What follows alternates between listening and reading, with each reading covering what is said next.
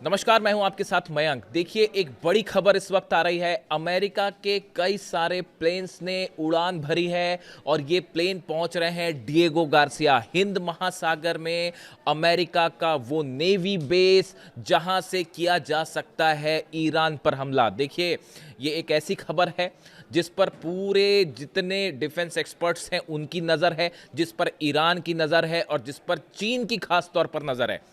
देखिए, ऐसी खबरें आ रही हैं कि अमेरिकन प्लेन्स जिसमें C-17 एक ग्लोब मास्टर 3 जो है वो शामिल है, उनके नंबर्स भी सामने आए हैं कि करीब 10 प्लेन ऐसे हैं जिन्होंने उड़ान भरी है और इसमें से 6 या 7 प्लेन डिएगो गार्सिया की तरफ गए हैं। डिएगो गार्सिया हिंद महासागर में एक वो बेस है, नेवी बेस है अमेरिका का, जहां पे बड़ी संख्या में फाइटर जेट्स हैं और यहां पे B-2 बॉम्बर्स भी रखे जाते हैं। जब पिछली बार जंग की बात हो रही थी कि ईरान पर जब हमले हुए थे, 12 दिन की जंग हुई थी, तब भी B-2 बॉम्बर्स डिएगो गार्सिया में पहुंचे थे। और अब बताया जा रहा है कि C-17 ग्लोब मास्टर जो अमेरिकी प्लेन्स हैं वो यहां पर पहुंचे हुए हैं। अब देखिए, ये जो ग्लोब मास्टर्स है अमेरिका के, इसमें काफ़ी सारे जो है सैनिक ले जाए जा सकते हैं, हथियार ले जाए जा सकते हैं, लॉजिस्टिक्स सामान जो है, मिसाइल्स जो हैं वो ले जाई जा सकती है। और बताया जा रहा है ये सब के सब डिएगो गार्सिया पहुंचना शुरू हो गई हैं। अब सबसे बड़ा सवाल जो ये माना जा रहा है कि ईरान पर हमला अगर B-2 बॉम्बर्स से होता है पिछली बार की तरह, तो क्या डिएगो गार्सिया से फ्लाई करेंगे B-2 बॉम्बर्स? देखिए, ये बड़ी खबर है। ये समझना पड़ेगा कि ईरान पर अगर हमला होता है तो किस जगह से हो सकता है। पहली बात तो ये साफ समझिए, अगर ईरान पर हमला होता है F-35 जेट से, F-16 से, तो ये जेट्स दो जगह से उड़ान भर सकते हैं। एक तो अमेरिकन बेसिस से, जैसे कि जॉर्डन में मैंने आपको कल बताया था, बड़ा मूवमेंट हो रहा है जॉर्डन में जो है अमेरिकन प्लेन्स आ रहे हैं काफ़ी संख्या में। वहाँ से हो सकता है, कुवैत से हो सकता है, सीरिया से हो सकता है, इराक तो खाली कर दिया, अल उदैद से भी नहीं होगा, सऊदी से भी मुश्किल है क्योंकि उनको डर है कि ईरान फिर मिसाइलें बरसा देगा। लेकिन कुवैत, जॉर्डन, ये वो इलाके हैं, सीरिया, जहाँ से F-16 या F-35 फ्लाई कर सकते हैं। एयरक्राफ्ट कैरियर जब पहुंच जाएगा मेडिटेरियन सी में, तो उससे अब्राहम लिंकन से 90 उसमें F-35 जेट्स हैं, वहां से फ्लाई करके हमला हो सकता है। और जो तीसरा और सबसे बड़ा ऑप्शन है जिसकी ऐसी आशंका जताई जा रही है कि अमेरिका इस्तेमाल करेगा, तो वो डिएगो गार्सिया का बेस होगा। अब देखिए, डिएगो गार्सिया से ईरान का डिस्टेंस है करीब 3800 से 4000 किलोमीटर। यानी आप अगर डिस्टेंस माने ईरान से डिएगो गार्सिया का, तो वो करीब 4000 किलोमीटर है। जो B-2 बॉम्बर्स हैं ये फ्लाई करते हैं करीब 1000 किलोमीटर प्रति घंटा की रफ्तार से। यानी अगर डिएगो गार्सिया से B-2 बॉम्बर्स फ्लाई करते हैं तो उन्हें ईरान जाने में करीब 2.5 से 3 घंटा लगेगा, करीब 2.5 से 3 घंटा लगेगा। अब ये वो टाइम है जिसके बीच में ईरान को अपनी रक्षा का इंतज़ाम करना पड़ेगा।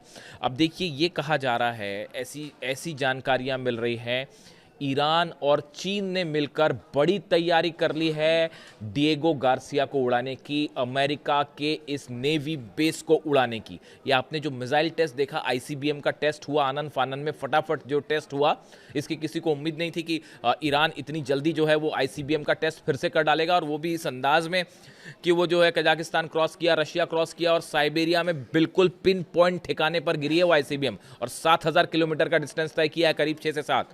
कितना डिस्टेंस तय किया है? 6 से 7000 किलोमीटर का। ईरान से डिएगो गार्सिया का डिस्टेंस कितना है? 4000 किलोमीटर। समझे बात आप? 7000 किलोमीटर ICBM गई है, जा सकती 10,000 किलोमीटर है, यानी जा तो अमेरिका तक सकती है। अगर तेहरान से छोड़ दिया ICBM तो चली तो अमेरिका तक चली जाएगी वो। लेकिन इस बार जो टेस्ट हुआ वो 7000 किलोमीटर का हुआ। डिएगो गार्सिया और ईरान की दूरी कितनी है? 4000 किलोमीटर है। अब ये सबकी नज़रें इस बात पर टिकी हुई है कि क्या B-2 बॉम्बर्स पहुंचते हैं डिएगो गार्सिया। देखिए, अगर B-2 बॉम्बर्स डिएगो गार्सिया पहुंचे तो आप मान लीजिए ये बात कंफर्म हो जाएगी कि अमेरिका ईरान पर हमला करेगा। ये इस बात को जितने बड़े एक्सपर्ट्स हैं, मैं जिनके टच में हूं, जो सुरक्षा विशेषज्ञ हैं, जो एयर स्पेस के जानकार हैं, एयरफोर्स के जानकार हैं, जो वॉर एक्सपर्ट्स हैं जिनसे मैं संपर्क में हूं, सबका ये कहना है, अधिकांश लोगों का ये कहना है कि अगर अमेरिका ने अपने B2 bombers Diego Garcia base पर भेजे, आप ये मान लीजिएगा कि उसके फौरन बाद अटैक हो जाएगा। देखिए अभी तक नहीं आए हैं, अभी तक नहीं पहुंचे हैं, अभी सिर्फ सामान पहुंच रहा है, मिसाइल्स पहुंच रही हैं, बम्स पहुंच रहे हैं डिएगो गार्सिया में, जो शायद ईरान पर हमले के लिए इस्तेमाल हों। ये बात ईरान भी समझ रहा अच्छे से। ये जो मिसाइल टेस्ट हुआ, ये क्यों हुआ इतनी तेजी से? ये अमेरिका पर तो हमला हो ही सकता है, वो 10,000 किलोमीटर है बात, लेकिन उससे ज़्यादा अहम इंपॉर्टेंट चीज़ है खुद को सेव करने के लिए डिएगो गार्सिया बेस। देखिए यहाँ पे जो है ये वेस्ट वर्जीनिया, इनकी यूएसएस जो परमाणु पनडुब्बी है अमेरिका की, वो भी है यहाँ पे। बड़ी संख्या में डिएगो गार्सिया में हथियार हैं अमेरिका के, इसमें कोई शक नहीं है। अब बताया ये जाता है चाइना ने और रशिया ने अपने पूरे सैटेलाइट्स जो हैं वो डिएगो गार्सिया पे भी नजरें बनाए हुए हैं। यहाँ पे जो भी मूवमेंट हो रही है वो सब खबरें जा रही हैं ईरान तक, चाइना तक, रशिया तक। जरा भी मूवमेंट हो, देखिए डिएगो गार्सिया से असल में चाइना को भी बड़ी चुनौती मिलती है कि वहाँ पे अगर कोई मूवमेंट करता है चाइना, अगर ताइवान पर अटैक करता है, और ऐसी स्थिति में अगर चाइना वर्सेस अमेरिका हो गया तो भी डिएगो गार्सिया का इस्तेमाल करेगा अमेरिका, इसमें कोई शक नहीं है। तो चीन भी जो है उस पर नजरें गड़ाए हुए है डिएगो गार्सिया पे। अब कहा यह जा रहा है, जो आपने थंब मेरा देखा होगा वीडियो का, कि क्या ईरान उड़ा देगा डिएगो गार्सिया, अमेरिका का नेवी बेस। बताया यह जा रहा है जो मिसाइल टेस्ट हुआ ICBM, जिसकी रेंज 7,000 किलोमीटर तक जाके गिरी है, 10,000 गिरी 7,000 टारगेट पे, क्या ये बात है? ऐसा कहा जा रहा है कुछ एक्सपर्ट्स की तरफ से। ये जो बार बार ईरान कह रहा है हम प्रीएम्प्टिव स्ट्राइक कर देंगे, प्रीएम्प्टिव मतलब हमें ये कंफर्म हो गया कि हम पे हमला होने वाला है, ईरान मिसाइल दाग देगा, इस बार इंतजार नहीं करेगा। क्या ईरान अपनी इस ICBM को अमेरिका के नेवी बेस को उड़ाने में इस्तेमाल करेगा? देखिए कहा यह जाता है B2 बॉम्बर्स की अगर बात करें, B2 बॉम्बर्स एक ऐसा प्लेन है, ऐसा जेट है कि जो एक बार टेक ऑफ कर गया तो आसमान में उसको गिराना बड़ा मुश्किल है। देखिए उड़ता धीरे है, 1000 किलोमीटर की रफ्तार है उसकी प्रति घंटे की, ज़्यादा तेज रफ्तार नहीं है, लेकिन उसको राडार में पकड़ना इम्पॉसिबल है, बहुत मुश्किल है। मतलब हालांकि कुछ ऐसे दावे होते हैं कि चाइना और रशिया के कुछ सैटेलाइट उसको पकड़ लेते हैं, ऐसा कहा जाता है, लेकिन फिर भी बहुत मुश्किल है। यानी अगर एक बार B2 ने बॉम्ब्स लोड करके उसने टेक ऑफ कर लिया तो रास्ते में उसको रोकना या मिसाइल से गिराना, भाई मिसाइल से आप तब गिराओगे ना जब राडार पर लोकेट करोगे, वही बहुत मुश्किल हो जाएगा। यानी B2 बॉम्बर्स ने एक बार उड़ान भरी, यानी वो फिर अपने टारगेट तक जाएगा ज़रूर, उसको रोकना बड़ा मुश्किल है। इसलिए ऑप्शन क्या है, इसके पहले कि B2 बॉम्बर्स उड़ान भरे, आप स्ट्राइक कर दीजिए डिएगो गार्सिया पे, और उड़ने के पहले ही उस एयरबेस को तबाह कर दीजिए।